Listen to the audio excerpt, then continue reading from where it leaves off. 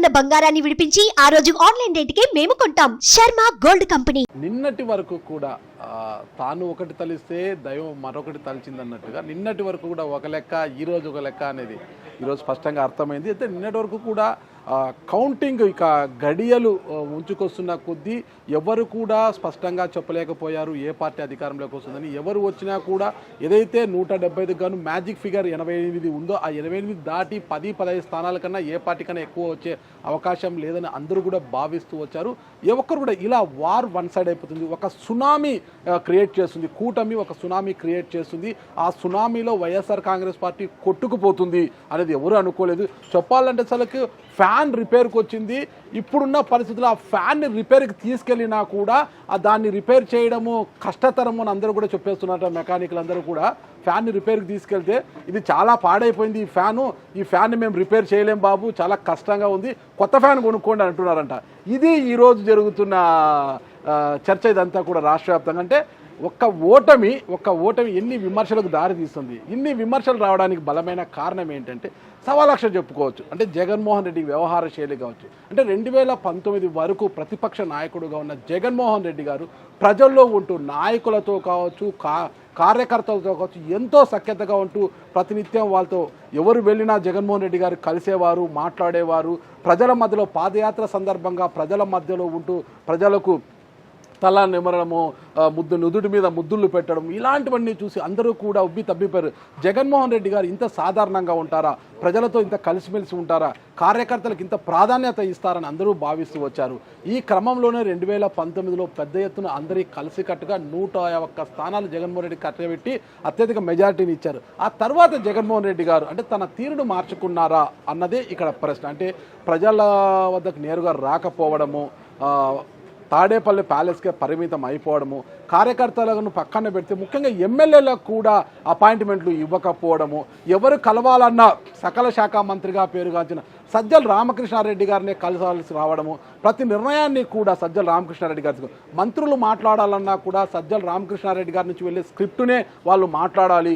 ఒకవేళ క్యాబినెట్ తీసుకునే నిర్ణయాలను కూడా సజ్జల రామకృష్ణారెడ్డి గారు వల్ల వేస్తుంటే పక్కన ఇద్దరు మంత్రులు నిలబడి అలా చూస్తుండిపోవడము, ఇలాంటి సమయాలు ఎన్నో కూడా నైరాశ్యానికి గురి చేశాయని చెప్పొచ్చు. ఒకనొక సందర్భంలో ఎమ్మెల్యేలంతా కూడా జగన్మోహన్ రెడ్డి గారు మమ్మల్ని పట్టించుకోవట్లేదు, కనీసం మాకు అపాయింట్మెంట్లు కూడా ఇవ్వడం లేదు, ఇక మాకు రానున్న ఎన్నికల్లో టికెట్ అన్నా వస్తాయా లేదా, ఇక టికెట్ రాకపోతే మా పరిస్థితి ఏంటి, ఇంత ఖర్చు పెట్టుకున్నాము కదా, ఇంత ఖర్చు పెట్టుకుని గెలిచిన తర్వాత మేము మళ్ళీ టికెట్ రాకపోతే మా పరిస్థితి ఏంటనే ఉద్దేశంతో అవినీతి అక్రమాలకు విచ్చలవిడిగా ప్రజలంటే లెక్కలేనితనము, సమాజం అంటే లెక్కలేనితనంతో పేటరేగిపోయారు. ఎక్కడ చూడు శాండు, మైను, వైన్ ఏది వదలేదన్నమాట.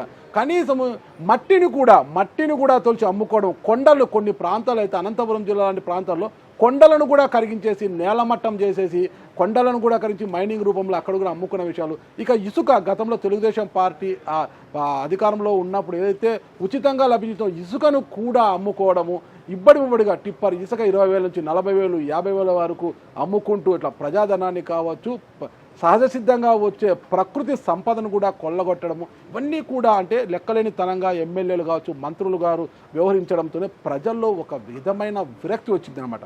అంటే మరోవైపు జగన్మోహన్ రెడ్డి గారు కూడా ప్రజలందరినీ పక్కన పెట్టి నేను ప్రజలకు సంక్షేమాన్ని అందిస్తున్నాను కాబట్టి దాదాపు 2,90,000 పైసలకు కోట్ల రూపాయలను నేను ప్రజలకు డీపీటీ ద్వారా అందించాను, ఎన్నో సంక్షేమ పథకాల ద్వారా అందించాను, అమ్మ ఒడి, ఆసరా, చేయూత, వాహనమిత్ర లాంటి కార్యక్రమాల ద్వారా నేను ఇన్ని లక్షల రూపాయలు అందించాను కాబట్టి ప్రజలు నా వైపే ఉన్నారు, ప్రజలంతా నాకు ఓట్లు వేస్తారని భావించారు. కానీ ఇక్కడ సంక్షేమంతో పాటు అభివృద్ధి కూడా ఖచ్చితంగా కావాలన్న విషయాన్ని జగన్మోహన్ రెడ్డి గారు కావచ్చు ఆయన పరివారం గ్రహించలేకపోయారు. 2004లో సంక్షేమాలకు ఆద్యుడు అంటే రాజశేఖర రెడ్డి గారు చెప్పచ్చు. 2004లో రాజశేఖర రెడ్డి గారు పెట్టిన సంక్షేమాల ముందు ఇవి ఎంత అనే చర్చ కూడా జరుగుతుంది. అంటే ఉచిత కరెంటు కావచ్చు, రుణమాఫీ కావచ్చు, ఆరోగ్యశ్రీ కావచ్చు, ఫీజు రియంబర్స్మెంట్, ఇలాంటి ఎన్నో సంక్షేమ పథకాలు రాజశేఖర రెడ్డి ప్రవేశపెట్టి ఒకవైపు జలయజ్ఞము ద్వారా ప్రాజెక్టులను నిర్వహిస్తూ ఒక సంక్షేమాన్ని అమలు చేస్తూ మరోవైపు అభివృద్ధిని చేసి చూపించినప్పటికీ కూడా 2009 ఎన్నికలు బొటాబొటి మీద I think it subject correct 154 స్థానాలు రావాల్సిన 158 స్థానాలు వచ్చాయనుకుంటాను. అప్పుడు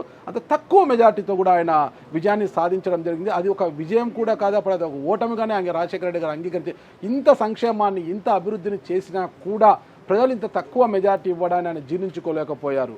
ఆ తర్వాత అంటే దాన్ని గుణపాఠంగా నేర్చుకొని చేయాల్సిన జగన్మోహన్ రెడ్డి గారు కేవలం సంక్షేమాన్ని దృష్టిలో పెట్టుకొని మొత్తం కూడా పప్పులు బెల్లములు అంటే రాబడి లేకపోయినా అంటే రాష్ట్రంలో రాబడి అంటే పరిశ్రమలను తీసుకువచ్చి ఆర్థిక వనరులను క్రియేట్ చేయాల్సింది పోయి అప్పులు తీసుకొచ్చి మరీ పప్పులు బెల్లంలు అంటే ఉద్యోగస్తుల యొక్క పిఎఫ్ ఖాతాలో డబ్బులు కావచ్చు, వాళ్ళకి సంబంధించిన డిఏ ఏదైనా కూడా ఉద్యోగస్తులకు సంబంధించిన డబ్బులు ఇతరత్ర అంశాలకు ఎస్సీ ఎస్టీ సప్లాన్ నిధులు కావచ్చు, ఇవన్నీ తీసుకెళ్ళి పంచాయతీలకు సంబంధించిన గ్రాంట్లను కూడా తీసుకెళ్ళి సంక్షేమ పథకాలకు ఇవ్వడము. అంటే గతంలో టీడీపీ హయాంలో పనిచేసిన కాంట్రాక్టర్లకు బిల్లులు చెల్లించకపోవడము, తనకు అనుయాయులుగా ఉన్న కాంట్రాక్టర్లకు బిల్లులు చెల్లించడము, ఇలాంటివన్నీ చేస్తూనే ఎక్కడా కూడా అన్ని గ్రాంట్లను కూడా ముఖ్యంగా ఉద్యోగులకు సంబంధించిన పిఎఫ్ నిధులన్నీ కూడా సంక్షేమ పథకాలకు మళ్లించి అభివృద్ధిని ఆమె దూరం పెట్టేస్తుంటే రోడ్ల పరిస్థితి అధ్వానంగా ఉంది. ఏ రోడ్డుకు వెళ్ళినా ఏముంది గర్వకారణం అన్నట్టుగా ఎక్కడ ఉన్న మొత్తం గుంతలమయ్యనమాట. అంటే సంక్షేమాన్ని చూస్తున్న జగన్మోహన్ రెడ్డి గారు అభివృద్ధిని చూడలేకపోయారనమాట.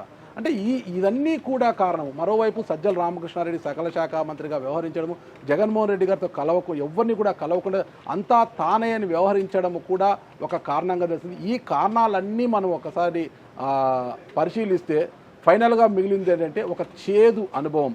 చరిత్రలో కని వినీక ఎరుగని రీతిలో ఒక చేదు అనుభవాన్ని వైఎస్ఆర్ కాంగ్రెస్ పార్టీకి మిగిల్చారు రాష్ట్ర ప్రజలు.